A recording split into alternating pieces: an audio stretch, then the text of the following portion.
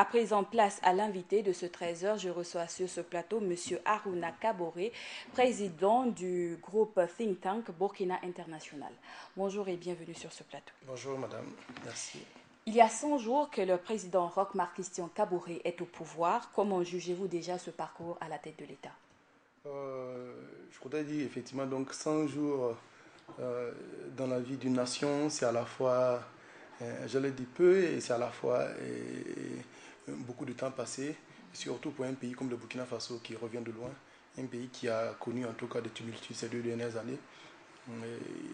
100 jours à la fois, comme je disais, c'est peu et c'est à la fois c'est beaucoup. Je pense que le gouvernement effectivement donc a pris la mesure de la chose et essaie donc de faire des choses. Maintenant, en fonction des sujets, que ce soit sur le plan social, le plan économique, le plan politique, on pourra certainement en dire davantage. Mais globalement, je pense que le fait que nous sommes dans une situation d'une relative accalmie, on peut effectivement donc apprécier cela donc, comme quelque chose donc de positif parce qu'on a besoin de ça pour faire le reste.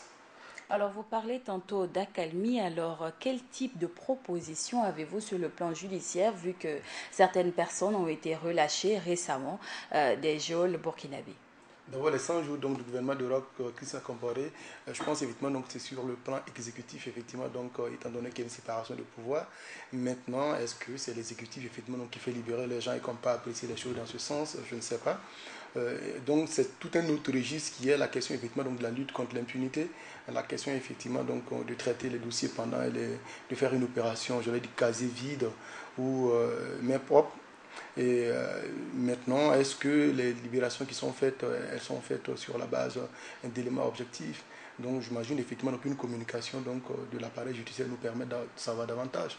Mais je pense que ce n'est pas des gens qui sont libérés, c'est des gens qui sont mis en liberté provisoire. À quoi cela rime-t-il? Lorsqu'on aura beaucoup plus d'éléments, on va pouvoir mieux apprécier, mais on souhaite tout simplement que ce ne soit pas effectivement donc, le début effectivement donc, d'une sorte de prime à l'impunité. Alors, vous parlez tantôt d'impunité. Il y a récemment un problème qui occupe la place ici au Burkina. Il s'agit du problème relatif au blanchiment d'argent et la question de Zida et des parcelles de Ouaga 2000. Votre avis sur la question? Parce qu'on a entendu plusieurs OSC qui ont intervenu, mais le cas de Think Tank, ça, on n'en a pas encore. Il faut dire que depuis donc, le début de l'année, nous avons effectivement donc, nous sommes prononcés individuellement sur un certain nombre de sujets et nous avons, après une analyse de la situation nationale le 13 février, sorti effectivement donc, une déclaration qui a apparu dans les médias en ligne et dans les journaux où nous avons peint effectivement donc la question sécuritaire, les questions effectivement économiques, les questions politiques, et nous avons fait des recommandations. Et parmi ces recommandations-là, c'est de dire effectivement qu'il faut continuer effectivement donc sur la base des idéaux de la sécurité populaire, ce qui amène effectivement donc à la mise en place d'un état de droit véritable, naturellement traitant les questions de l'heure, les questions effectivement d'impunité, les questions de transparence, les questions donc de bonne gestion donc des biens publics. Donc je pense que c'est des questions sur lesquelles on est revenu là-dessus. Maintenant, de manière spécifique, on a des exemples effectivement donc, qui font l'actualité aujourd'hui. Sur cette question, je voudrais tout simplement dire que on s'est battu pour un état de droit. Et dans l'état de droit, il y a des façons de faire. Et aujourd'hui, je pense qu'un audit de l'ASE a été annoncé sur la question donc, des parcelles et sur la question des blanchissement. Le Premier ministre nous a indiqué effectivement que c'est un dossier qui est en justice.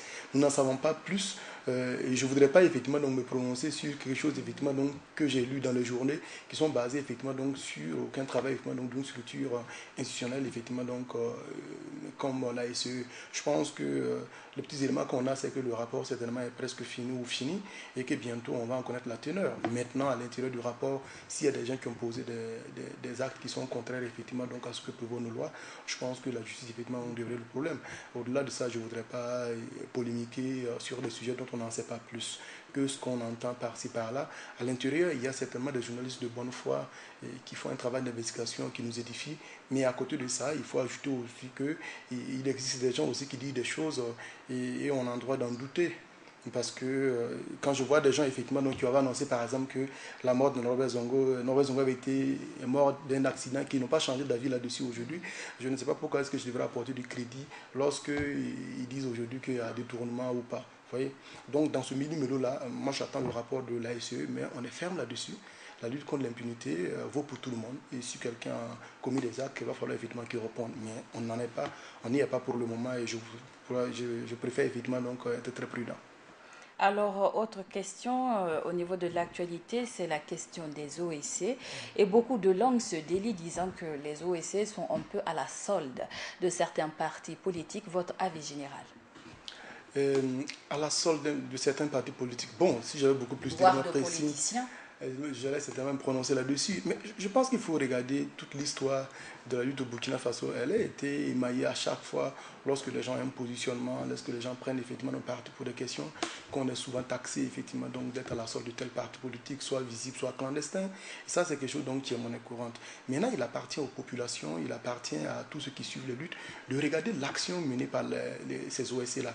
Si une OSC, effectivement, donc, au lieu donc d'être apartisane, c'est-à-dire avoir des objectifs qu'elle défend, des activités qu'elle mène, effectivement, donc, dans le cadre de l'engagement citoyen, si une OSC ne fait pas cela, il appartient aux populations, effectivement, de pouvoir dire non, on ne la suit pas, on ne la croit pas, on n'apprécie pas positivement ses activités. A contrario, il y a des OSC, effectivement, donc, qui tous les jours parcourent le Burkina, à la fois dans le domaine de la gouvernance, dans le domaine, effectivement, donc, de la santé, dans le domaine, effectivement, donc, de l'environnement, qui font un grand travail. Et on ne parle pas assez donc, de ce travail de la société civile-là. On parle donc de quelques personnes certainement médiatiques, à travers des conférences de presse, et par-ci, par-là. Et c'est pas ça qui est valorisé. Donc on jette l'anathème sur l'ensemble donc, des OSC. Oh, il y a des milliers qui font suffisamment de travail assez respectable ici. Maintenant, s'il y a quelques mouvements qui sont des appendices de partis politiques, je pense qu'il y a une maturité des uns et des autres, je te permets donc de distinguer le vrai et l'ivrer et ne pas se faire embarquer dans des choses évidemment qui ne garantissent pas l'intérêt général, qui sont, j'allais dire, des combats plus ou moins tubes digestifs, comme on le dit en fait. Voilà, donc il faut faire la part des choses. Alors donc, êtes-vous pour la destitution de certains OSC de leur rôle en gros au Burkina? La question De les leur retirer licences, leur licence, voire leur droit il y a une d'exister? loi, il y a une loi qui encadre effectivement donc la vie de la société civile qui a été, j'allais dire, retravaillée, revisée, revisitée sous la transition, qui indique clairement qu'il faut faire vraiment la part des choses. Lorsqu'on est responsable, on est dans la direction, dans le bureau d'une association, on ne peut pas à la fois être dans le bureau politique ou d'un organe dirigeant d'un parti politique. Déjà, c'est assez clair à ce niveau-là. Donc, si des gens ne respectent pas la législation, si les gens ne respectent pas les lois du pays, sur cette base-là, je pense que le MATD est un droit effectivement donc de retirer. En dehors de ça, ce ne serait pas parce qu'il y aurait une volonté d'un tel ou d'une volonté effectivement de gens qui ne sont pas, rentrent pas dans le cadre de la loi qu'il faut retirer. Si quelqu'un effectivement ne respecte pas la loi qu'il faut, la sanction, ça vaut retrait, il faut le faire. Mais sinon, ce n'est pas parce que les gens souhaitent qu'on brime tel OSC ou qu'on encense l'autre que ça sera fait.